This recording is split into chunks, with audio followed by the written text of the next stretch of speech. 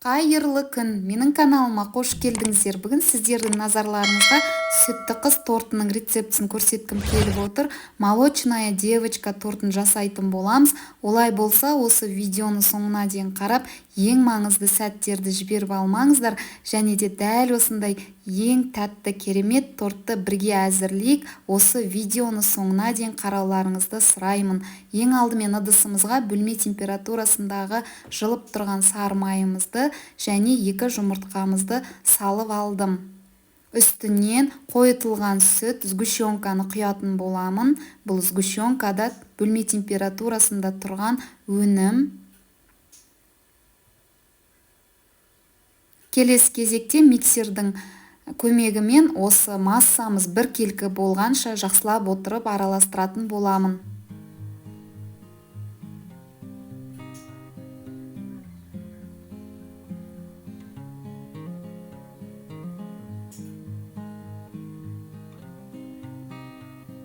Ұнға қопсытқышты салып, жақсылап отырып араластырып аламын және осы ұнды електің көзінен өткізе отырып, 2 бөлікке бөліп сала отырып, миксермен миксерлеп алатын боламын.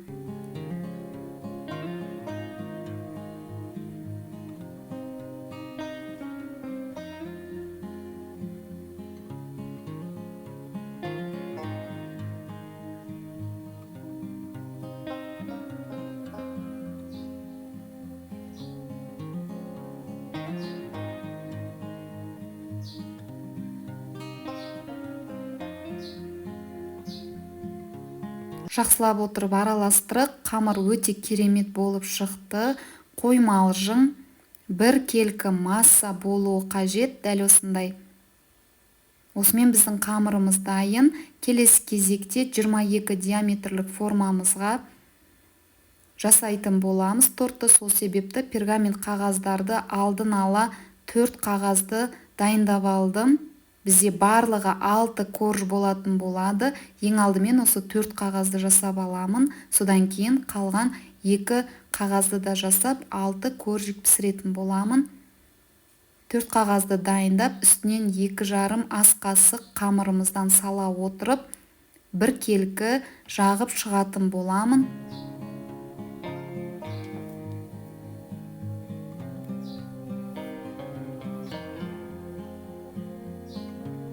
Және осы аралықта пешті 180 градусқа алдын ала қыздырып қойған дұрыс болады.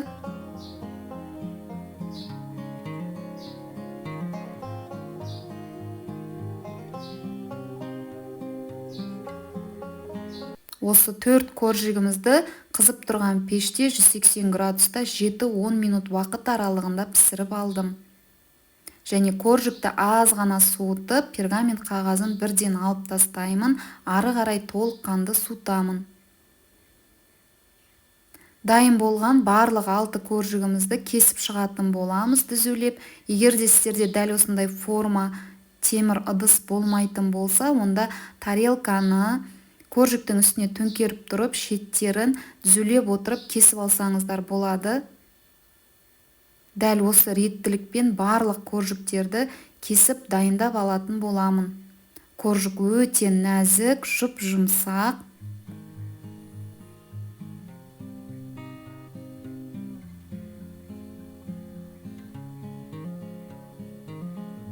Келесі кезекте вафли жасайтын боламыз. Бұл біздің тортымыздың шеттеріне жағып немесе сеуіп шыққанға қажет. Сол себепті қант ұнтағының үстінен жұмсақ сары майды салып араластырамын. Үстінен жұмыртқаның 1 ақ уызын салып, тағы да жақсылап отырып араластырып аламын.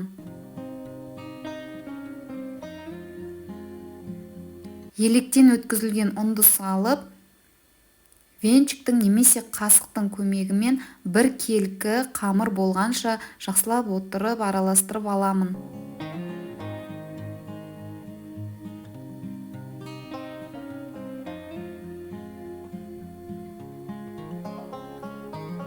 Дәл осындай қамыр пайда болды. Осы қамырымызды пергамент қағаздың бетіне өте жұқалап жағып шығамыз. Дәл осы видеодағыдай және 180 градуста 7-10 минут уақыт аралығында қызартып пісіреміз. Менде дәл осындай 3 пергамент қағазға жағып пісіріп алдым. Дайын болған осы вафлиларымызды салафанға салып, аз ғана үгітіп алатын боламыз. Осымен біздің үгітіндіміз дайын. Келесі кезекте крем дайындаймыз. Ол үшін мұздай сап-салқын 33%-лық кілегейімізді ыдысымызға құйып, мен ыдысты да алдын ала тоңазытқышқа салып салқындатып алдым. 1 минут уақыт аралығында көпіршіктер дәл осылай пайда болғанша миксермен айналдырып алатын боламын.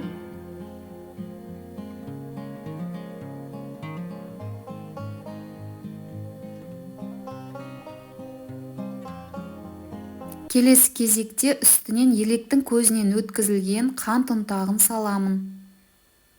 Және бірден үстінен сливочный сырды да саламын.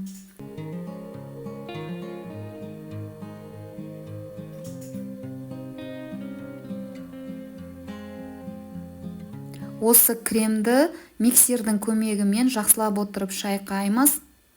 Сливочный сыр бізде түйнек болғандықтан бір келкі крем болғанша жақсылап отырып орташа жылдамдықта шайқадым.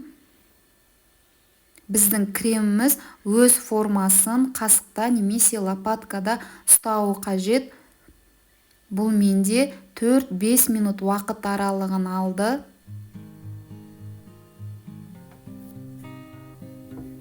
Осы арада ескеретін жағдай, кілегей міндетті түрде салқын немесе мұздай болғаны дұрыс. Сол кезде креміміз жақсы шығатын болады. Жылы кілегейді пайдалануға кеңес бермеймін. Осымен біздің креміміз дайын, өз формасын ұстап тұр. Подложкамыздың астына кішкене крем жағып алып, үстінен коржіктерімізді бір-бірден сала отырып, ортасына 2 ас қасық крем салып, жағып шығатын боламын.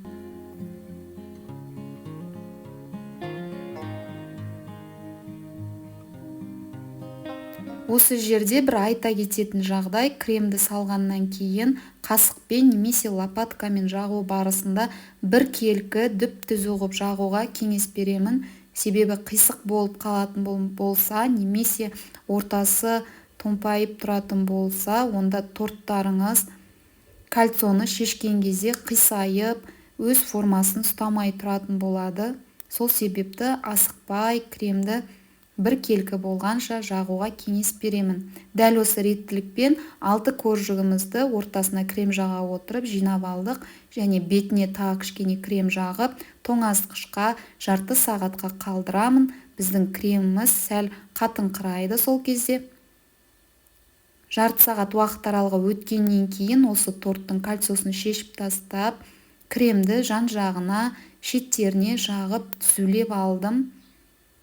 Және шеттеріне біздегі дайын тұрған вафлиімізді дәл осы реттілікпен жабыстырып шығамыз. Бұны сіздер қолдың көмегімен немесе дәл осылай қасықтың көмегімен сеуіп немесе жабыстырып алсаңыздар болады. Сәл кішкене уақыт алады, алайда өте әдемі торт үшін бұл уақытты қиып жасауға болады деп ойлаймын. Келесі кезекте артылған кремнен дәл осындай гүлдер жасадым. Ары қарай тортты сәндеу және өздеріңіздің ойларыңыздағыдай, фантазияларыңыздағыдай жасасаңыздар болады. Мен қызымның туған күніне жасап жатырмын бұл тортты. Сол себепті қыз болғандықтан дәл осындай кондитерлік кәмпиттермен сәндеп жатырмын.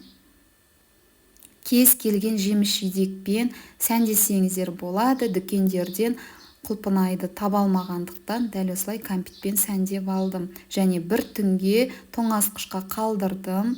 Біздің креміміз өте керемет сіңіп тұрған тамаша торт екен. Дәл осылай жасап көріңіздер, ең оңай рецепт деп айтқым келеді. Тортты қазір бөліп, дәмін тататын боламыз. Видеодан дәмін айтып жеткізу мүмкін емес. Өте тамаша, өте дәмді торттың бірі. Менің видеом сіздерге ұнады деген ойдамын. Каналға тіркеліп, лайк басып, комментарийға жаза кеттіңіздер. Қоңырауша белгісін басып қоюды ұмытпаңыздар. Сіздермен бірге болған Мақпал Ерболатқызы.